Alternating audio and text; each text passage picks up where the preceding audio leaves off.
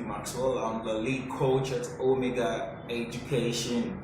I really want to appreciate everyone. I mean, from the least expected to the most prominent person that's actually been so supportive to Omega Education. We want to say a very big thank you.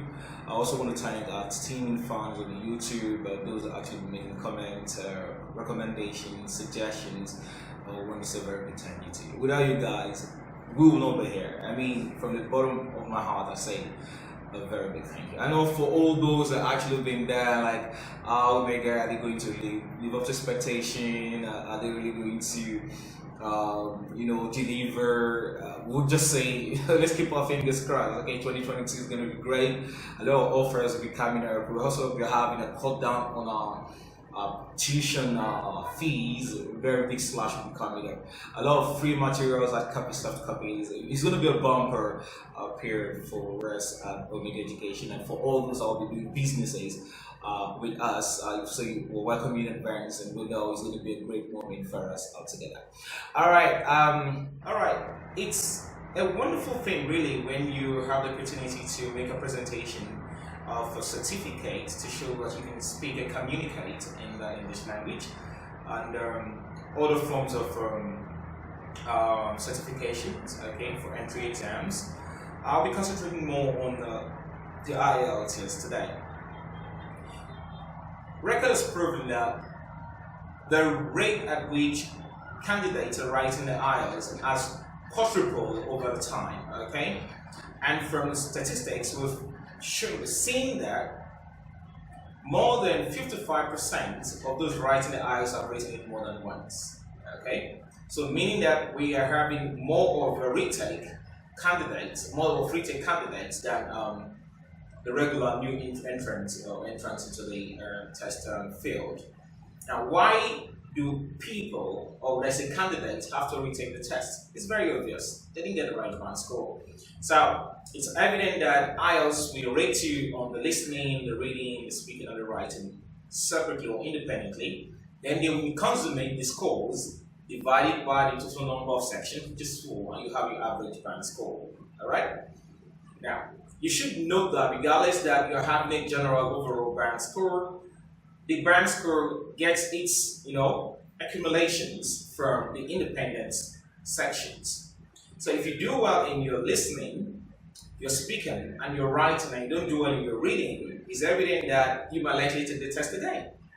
Because most times, you're asked to give a minimum band score in each of the sections. So if you don't beat the minimum band score, evidently you have to write the test again. And that can be very irritatingly annoying. Okay? I can testify to that. So what you need to do is this. Every individual cannot develop his or her skill at the same level. I mean, all the skills of communication, the receptive and the expressive. Receptive skills, what you take in. You listen, you read. Expressive, you speak, you write. Okay? So, no matter how good you are, you can have what I call an all-round development on these areas. So, some way or somehow, you have a more developed instance on a particular skill and a less developed situation or disposition on another skill. Okay? But because examiners are aware of this, so they give you a minimal band that you must not go below. So if you have a score below this minimal ceiling, that means you have to write the test again. So what most students do that I find very unnecessary or unusual is that if they take the test and they lose one section, let's take for instance the reading section, you expected to have a 7 and you got a 6.5. Which implies you have to take the test again. You did pretty well in your listening, your speaking, and your writing. Now, a lot of students will take the test again by registering for the immediate, let's say the next available test dates, meaning you just want to take it and get away with it there, get over and work with it as a case model. And during the preparation time, the little space provided between when the test result was out and when the next test will take place, what they quickly do is they just put in so much time into reading, and they keep on reading, trying to understand the scope of reading, increasing their speed, the pace, understanding tectonics of the question, which of the question type they lose the most, which they gain the most. So everything they do in preparation to the IELTS is just on the reading, which implies that not much time is given to the listening, the speaking, and the writing. What you know here is this. If you're going to retake the test, you're not retaking the reading only. You're taking both the listening, the speaking, and the writing all together. So the big question, or what I say the golden question is, why are you concentrating more on the reading alone? It's understandable. You fail the reading. No question. So it's understandable. You fail the reading. No questions asked. But the thing is this. You are not just retaking the reading alone. You are taking the entire test. The entire test. So you should concentrate on the entire test. So your knowledge, would I say your presupposition on the other sections, I mean the listening, the speaking and writing as the case might be, should not override the fact that you still need to take them as if you've not taken them before. That is the best way to go about it. Do not underrate any section you failed if you are taking the test before and you have to take it again. So regardless that you pass the test the first time does not mean you're going to pass it again. So your preparation should cover all 4 sections. Be smart, please. All 4 sections. And don't forget, if you feel that anything you're doing in the other sections will look like time wasting, you should have concentrated all the time on the reading that you need, then I guess the result will tell at the end of the day. Let me say this clearly. Every time you take a test, it's very evident that the examiner that marks a particular test, like say test 1, like your first attempt, will not be the same examiner who will be marking your second attempt. So you have independent individuals. Independent examiners will view your test in different forms of varieties of manners of approach. Regardless, there's a scheme of work, there's a scheme of marking, as the case might be. The way the mind works can be the same for everybody, okay? So you need to understand that scope first. 2, your mindset while you were taking the first exam is not and can never be the same as when you're taking the second test. The second attempt. So you need to put all the psychology into place. For instance, in the first test, you were more like, I just want to take the test, have a feel of it, understand what it's all about. If possible, I get all my 4 section bands correctly, get a wonderful overall band, and I'm good to go. You didn't do well, you have to take the test again. Now the pressure begins to mount. That pressure that is mounting affects you psychologically, mentally, even at the level of your psychomotor skills. It's understandable. So you need to understand the fact that every time you take a test that you have failed initially and you're retaking it, you have a higher level of pressure. It's human nature.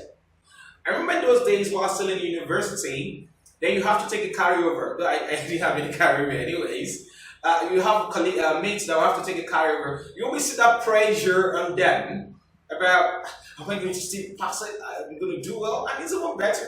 It's just on the subject where you have to read over the entirety of the course content. The slight difference we have on the IELTS is you're not just concentrating on the entire content this time around. You're putting more attention or more engrossment into a section, just one particular part out of the 4 parts there, which is not a smart thing to do. It's not a smart thing to do. So I advise, as a lead coach in Omega Education, also having experience over 20 years in the field of teaching as an educationist, I would encourage you. Every time you are to retake a test, treat it as you've not done it before. If you have sections that you feel you're good at, become better. If you have sections that you feel you're better at, become the best. Okay? Don't overlook, underrate, create some form of floccinauciniliplification, okay? On a particular, somebody said, what was that? Okay. Belittle, that's what I mean. Belittle any section, okay? That way it gives you some synergized psyche towards writing the test more appropriately and probably more effectively because you're not more prepared. One, you already have an idea of what the test is all about. You have the experience now, you have the feel, so it's understandable. Get the picture. So that's just the way you need to go about it. Take the test before you have to retake it again. See yourself like a fresher, okay? Put your mind to all the 4 sections. Take everything all over again and try as much as possible to manage your mind. It's very important. So don't get into the test all defeated, all beaten down, black and blue. That will actually give you more like the wrong picture, or the wrong feeling, or the wrong attitude, as a case may be. I wish you success, really. I find it very applauding. I feel kind of decimated, academically, when students will have to write a test over and over and over. I would also encourage you, if you've taken a test before and you didn't do well, get help, for crying out loud. Get help. When especially if you lose the writing section or the speaking section, or in a way you didn't catch up with the reading section, get help. I mean, it wouldn't cost you a fortune. Just seek somebody's opinion about how your preference or probably your approach towards the test is all about. In 2022, one of the greatest achievements we should be looking at is writing any test words. Okay, just register for the test, make what I call brutal preparation, and ace the test. My name remains yours truly, SOP Maxwell. This is Omega Education. Okay, and remember, if you have not subscribed to this channel yet, please you can do that now. Go below this video, tap on the notification bell so that you get notified when a new video pops up. Alright? See you on top. And break at least 1 hour every day.